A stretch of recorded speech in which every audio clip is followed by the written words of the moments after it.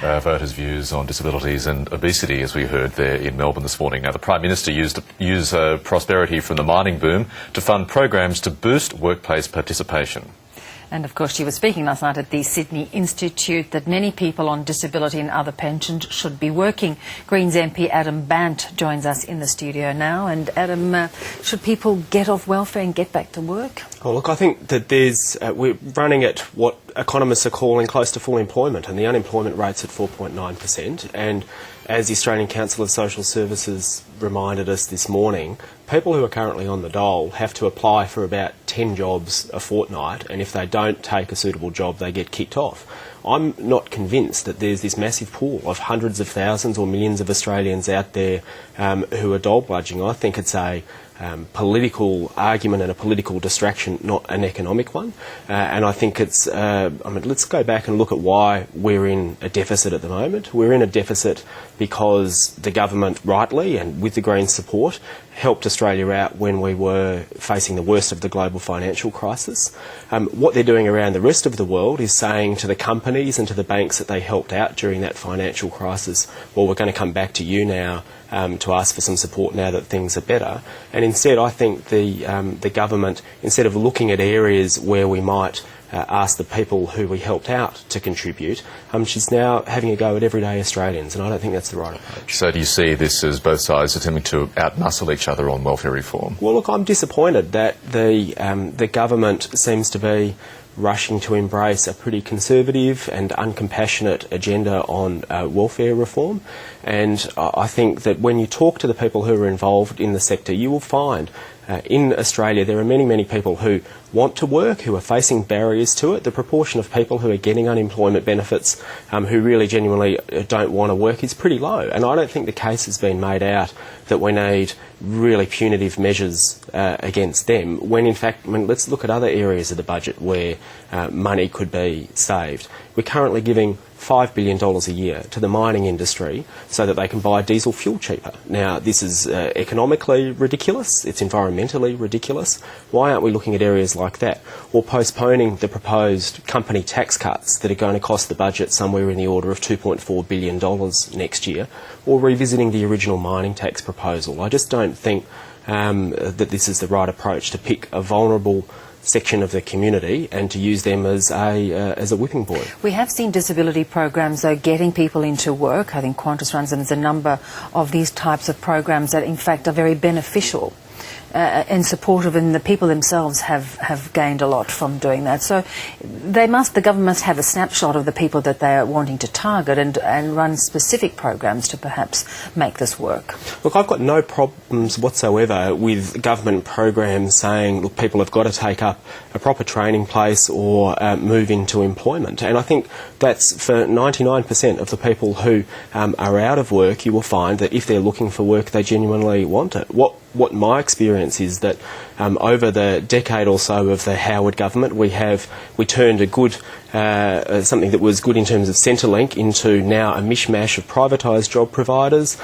Government gets involved in some places, and my experience from talking to people who are administering these programs is that they're saying there's not enough money in the system to actually pay individualised attention to people with particular needs and get them into work. I mean, certainly not the sort of work that we need. So it's in the mines, in the country, rebuilding. Well, look, I think meaningful work. I mean, my electorate of Melbourne has got the highest number of people who live in housing commission flats of anywhere, and the highest number of people who've come here from overseas, born overseas in the last 5 years. And I speak every day to people who've come here on refugee or humanitarian visas who are looking for work, especially from places like Africa. They're looking for work, they're looking to start up their own business, and they're finding because they don't have a lending history they can't borrow to start up their own business. They're looking for employment and they're not getting their qualifications recognised. I think to say to these people, we're now going to beat you with a bigger stick, is the wrong approach. On the carbon tax, the Climate Change Minister Greg Combet at the press club yesterday seemed to like a lot the figure of a $20 per tonne figure for the carbon price, which is at the low end of that target range. Will the Greens wear a figure so low? Well, that's obviously still going to be discussed. I think the Minister made the point that that hasn't been through the Climate Change Committee yet. I know that Ross Garnaut is talking about a figure of $20 to $30. I know that we know from the Treasury modelling that they modelled a figure up to $40, and we've heard other people say that you'd need a figure in the order of $70 if you wanted to move quickly to a renewable energy economy. So we'll be discussing all of those. Will $20 though be enough of an incentive for companies to move to a green future? Well, that's the test that will apply. The test that will apply to the package is this going to begin the transformation in the Australian economy to a low emissions future, a low pollution future? And we've got to look at the price, we've got to look at where the revenue that's raised goes. I mean, Ross Garnaut, for example, has suggested that about $11 billion might be raised from a carbon price like that, and he suggested that between $2 and $3 billion should go into research and development to ensure that Australia wins the clean energy race and isn't left behind by China and other places. But the pressure on the federal government, because of the way Tony Abbott is responding to this in using it as a scare campaign, almost as a big tax, is okay. 50% is going to go back to households.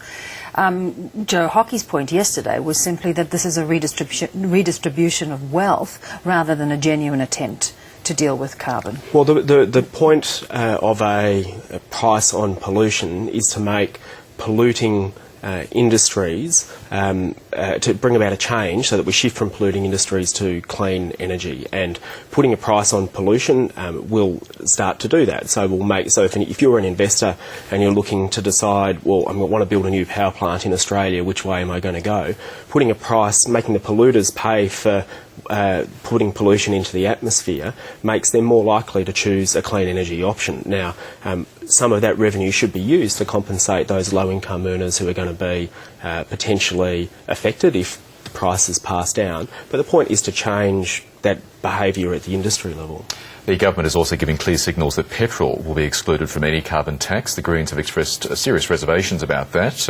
Again, would you weigh petrol not being in part of the scheme? Well, the government can bring that to the Multi-Party Climate Change Committee, and we'll discuss it confidentially there as in good faith as we have so far. I mean, we've expressed a pretty clear position about that, and I mean the amount of money that's raised from the scheme is not a limitless pie. It's a fixed amount. The scheme's going to be revenue neutral, and we want to see, as I've said, money go into research and development, money to go into rural Australia to allow for for them to engage in projects that will result in significant abatement. How are you finding the consultation process? We're hearing no shortage of complaints from senior resource and steel company executives basically saying they've been shut out, or the government's got a predetermined position and no consultations are being entered into. What is the Greens' experience as part of the formulation of this? Well, look, the establishment of the committee was something that we proposed, and we wanted to have a forum where there would be parliamentarians informed by independent experts from science and economics and other fields who would be able to have some good and frank discussions around a table about to try and, I mean, we know that there's differences of opinion between us and Labor, but let's see if we can find the areas of commonality. And so far we've participated in that process, and I think it's a process that the government's continuing to participate in good faith. Adam Bandt, just a final comment on you, just this Defence Force imbroglio that has been going on. Stephen Smith obviously under a lot of pressure. What would you be very supportive of the moves he's taken? Well, look, I am supportive of the moves he's taken. I think that there are potentially sections of Australian society that and workforces that think that they don't have to comply with 21st century standards of behaviour, and anything that the government does to make the message clear that, especially on treating women in the workplace, is something that they take seriously, we're supportive of. Adam Bandt, thanks for joining us. Thank you. Now, the United Nations